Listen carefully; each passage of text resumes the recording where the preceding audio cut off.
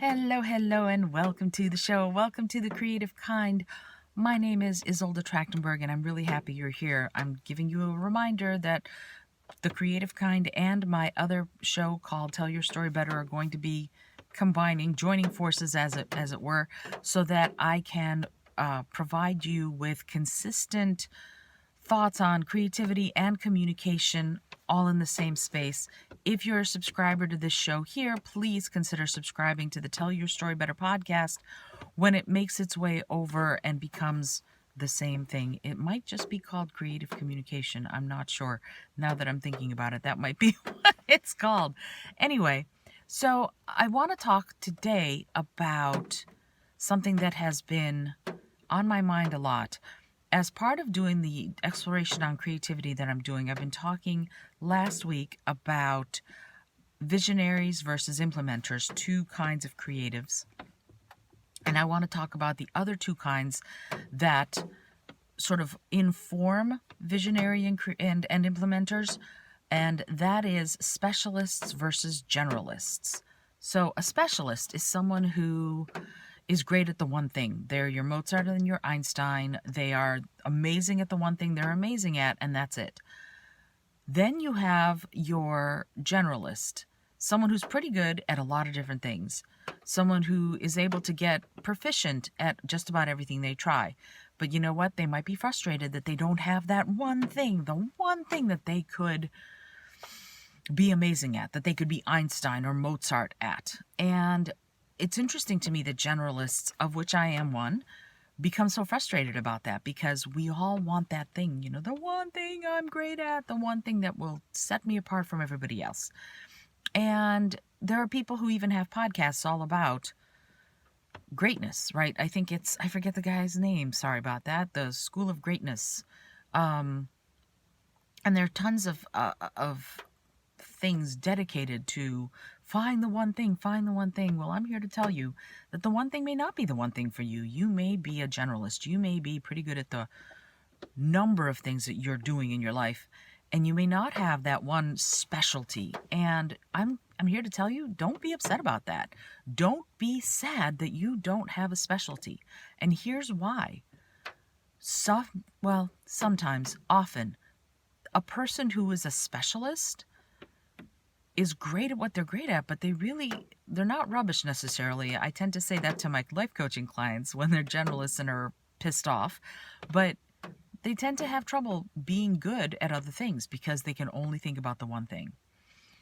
And if you ever saw the movie Shine, that Jeffrey Rush played a pianist who was amazing. He was a savant at the piano, but he had absolutely no capability of, tying his shoes or brushing his teeth. He had to have people around him to remind him of that. And so generalists who can get really very, very, very good at whatever it is they're trying to do sometimes get upset because they're not this, I can play, Rachmaninoff's third concerto on piano. Yeah, you can't necessarily do that because you're not a specialist. You might be a generalist, but you can get pretty darn good at the piano. You can get pretty darn good at the violin. You can also get pretty darn good at marketing yourself so that you get gigs.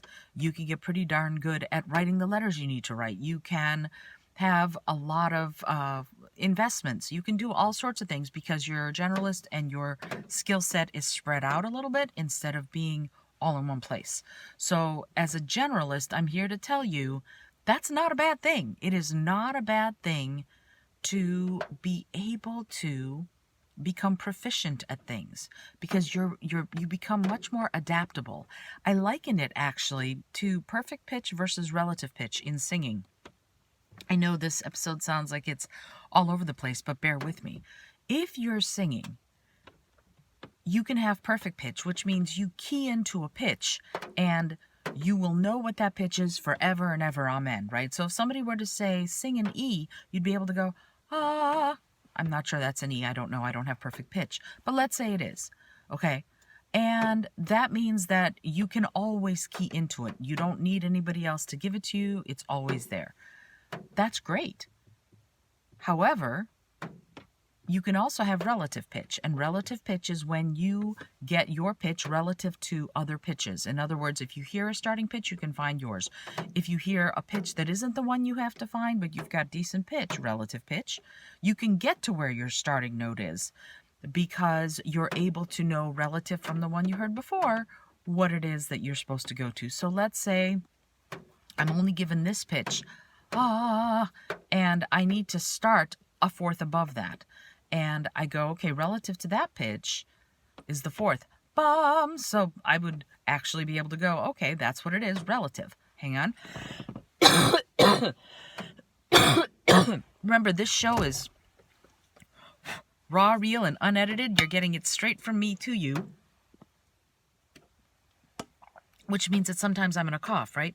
So anyway, a person who's got relative pitch doesn't have perfect pitch. They can't go immediately keyed in, but they can do all these relative things. I can find the note relative to the previous one, and here's why that's better, in my opinion. A person with perfect pitch, if they're told, oh, wait, we need to change the key of this song, that person with perfect pitch is going to have to relearn the entire song in the new key.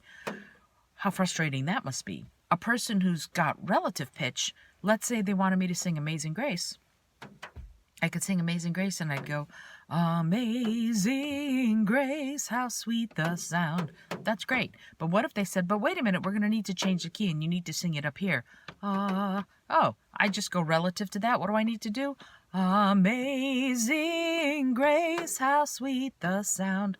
So I can do that because I have relative pitch. I don't have perfect pitch. I'm not a specialist. I'm proficient. And being proficient gives me a lot more room to maneuver. And I want you to bear that in mind as you move through your day, because especially if you're a generalist, don't worry, a lot of us are generalists. And that means we can become proficient at a lot of different things. If you're a specialist, tune in tomorrow and I'm going to talk to you about what you can do to become more proficient at some of the other things that you find so challenging. Until then, I send you all of my love.